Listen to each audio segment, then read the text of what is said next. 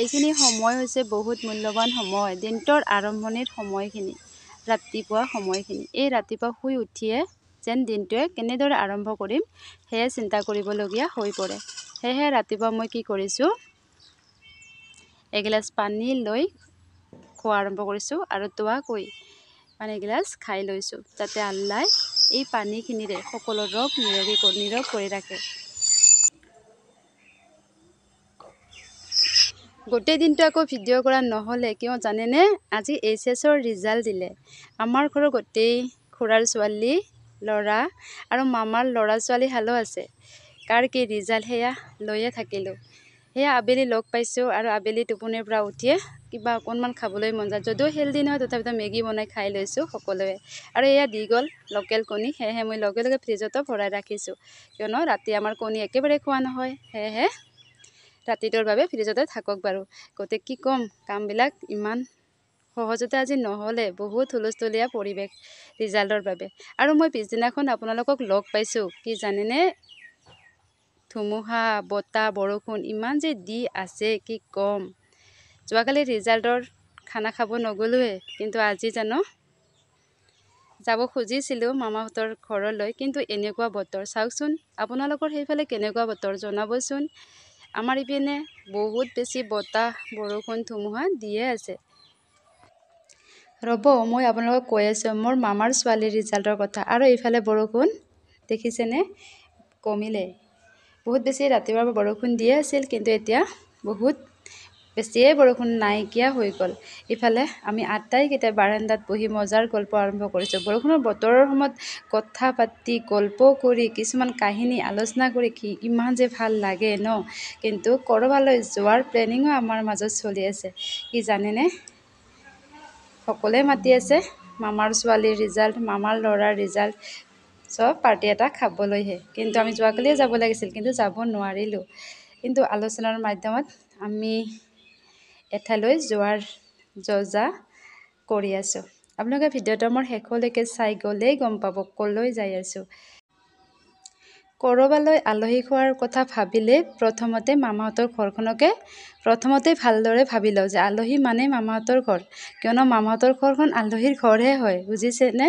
সকলো সময়তে নিজৰ খুৰা খুৰীমাহঁতৰ ঘৰত খোৱা লোৱা থকা মেলা সকলো সময়তে খোৱা হয়, কিন্তু আলহী বুলি ক'লে মামাহঁতৰ ঘৰলৈ যোৱাৰ হেঁপাহে বেলেগ।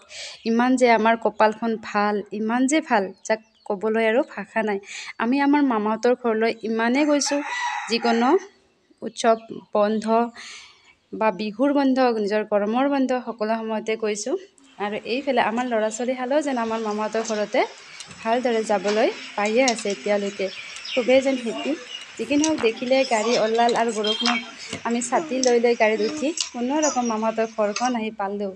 এয়া মামাহঁতৰ ঘৰ, ফাইনেলি আমি আহি পাইছোঁ। এয়া সৰু ল'ৰা ছোৱালীৰ কথা গম পাইছেনে? সিহঁতে য'তেই নাযাওক কিয়, সিহঁতৰ এক নম্বৰ যিকোনো খেলাৰ এবিধ বস্তু লাগে, আৰু যি পাইছে তাকে লৈয়ে পুৰা খেলত ব্যস্ত।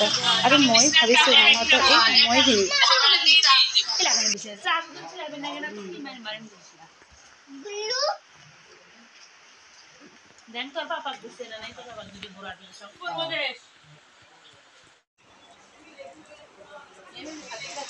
এয়া গম পাইছে, খোৱা লোৱাৰ পৰ্ব চলি আছে। গোটেইখিনি খোৱা লোৱা আৰম্ভ হৈছে। এইফালে মামী কেইজনীয়ে ত'ত নোহোৱা হৈছে, কি যোগাৰ কৰিব, কি যে আৰম্ভ কৰিছে। য'ত নেকি এজনীৰো কোনো কৃত্ৰিমতা নাই, ইমানে ফ্ৰেছ সিহঁতৰ মাইণ্ডবোৰ। সদায় এনেকৈয়ে লগ পাইছোঁ মামী কেইজনীক, ইমানেই যে ফ্ৰেছ কৈছোঁ ন, য'ত নেকি কোনো কৃত্ৰিমতা নায়েই। আল্লাহ সিহঁতক সদায় ভালে ৰাখক। আজি আমি সৰুৰ পৰাই লগ পাইছোঁ গোটেই কেইজনী মামীকে, কোনো এজনী মামীৰে যেন কোনো প্ৰব্লেমেই নাই, এনেকৈ লগ পাইছোঁ। নানীৰ জীৱনকালতো এনেকৈ পাৰ কৰিলে, আৰু এতিয়াও আমি এনেদৰে মামা মামীহঁতৰ লগত কেতিয়াবাহে আহোঁ বৰ্তমান, এতিয়াতো অহাই নহয় বহুত বেছি। কিন্তু এয়া লগ পাইছোঁ, গোটেই কেইজনীৰ মাজত খোৱা লোৱা বাৰ চলি গ'ল। আৰু এয়া মামীহঁতৰ ইমানে যে নেমু লাগিছে। এইফালে আমাৰ ঘৰলৈ যোৱাৰো সময় হ'ল, মামীয়ে কৈ আছে যে আমাৰ বহুত নেমু, তোমালোকে লৈ যোৱা। আৰু এয়া মামীয়ে নেমু ছিঙি আছে, ঘৰৰ নেমু ন। আপোনালোকক আজি গোটেইখিনি দেখাব নোৱাৰিলোঁ। চাৰিওফালে যে ঘূৰি বাকী মামাহঁতৰ ঘৰখন দেখাম, আপোনালোকক দেখাব নোৱাৰিলোঁ কিয়নো বৰষুণ আছিলেই। কিনকিনীয়া বৰষুণ দিয়ে আছিলে। এনেকুৱা বৰষুণৰ সময়ত আকৌ বাহিৰত ওলোৱাটো সম্ভৱ নহয়। এয়া মামীয়ে আনিছে নেমু, এয়া আমি ঘৰলৈ লৈ যাম। আৰু সন্ধিয়া হ'লেই ঘৰত যোৱাৰ পৰ্ব আলোচনা আমাৰো চলি আছে কিয়নো ৰাতি হৈ যাব। আৰু এইফালে ইভিনিং টি সজোৱাৰ সময়তো একেবাৰে খাই লৈয়ে যাব লাগিব। ইহঁতৰ প্লেনিং কি ক'ম, মামাহঁতৰ মৰম, মামীহঁতৰ মৰম, ক'বলৈ আৰু ভাষাই নাথাকে আমাৰ। সৰুৰ পৰাই পাইছোঁ, এতিয়ালৈকে চলিয়ে আছে এই মামাহঁতৰ মামীহঁতৰ ঘৰখনেই। এইকেইজনী মামী নিশ্চয় আপোনালোকে দেখিছে। আৰু কি জানেনে, সকলো সময়তে যে কেমেৰাৰ সন্মুখত সকলোকে উঠোৱা বা তোলোৱাটো সম্ভৱ নহয় ন, সকলোৱে কামত ব্যস্ত হৈয়ে চলি আছে। এয়া সন্ধিয়াৰ সময়খিনি খোৱা লোৱা আৰম্ভ হৈছে। সকলোৱে ভাল পায় আদাৰে ৰঙা চাহ একাপ।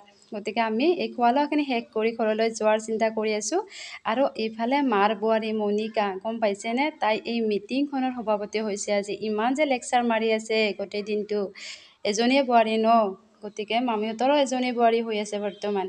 গতিকে তাই ইয়াতে খুব ফুল লেকচাৰ দি আছে। আৰু আমাৰ খোৱা লোৱা গোটেইৰে হৈ গ'ল। ইহঁতৰ মাজত থাকিলে নিজক যেন ক'ৰবাত হেৰাই পেলাইছোঁ। এইজনীয়ে হ'ল মোৰ মামাৰ ছোৱালীজনী, মোৰ লগত দেখিছেনে। তাই এইবাৰ HS ফাইনেল দিলে। 4টাত লেটাৰ সহ 79%ৰে HS ফাইনেল পাছ কৰিলে। মামাৰ ছোৱালীজনী, সদায় তাই ভালে থাকক, মনত পুহি ৰখা আশাবোৰ সদায় তাইৰ পূৰণ হওক, সদায় ভালে থাকক, সদায় এনেদৰে আগুৱাই যাওক। তাইৰ লগতে মোৰ মামীজনীক সদায় ধন্যবাদ দিছোঁ। মামীৰ কাৰণে আজি এইখিনি হৈছে।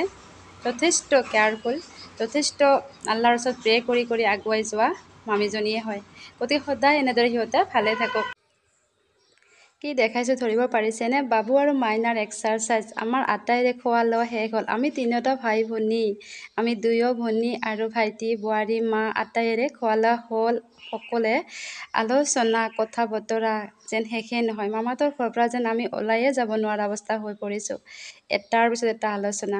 এয়া এক্সাৰচাইজৰ আলোচনা হোৱাৰ পিছতে সিহঁতে মামাহঁতক মামীহঁতক দেখাই দি আছে এনেদৰে এক্সাৰচাইজ কৰিব লাগে। যি কি নহওক, যেনেদৰে ল'ৰা ছোৱালীক শিক্ষা দিয়া যায় ঠিক তেনেদৰে শিকে, নহয় জানো।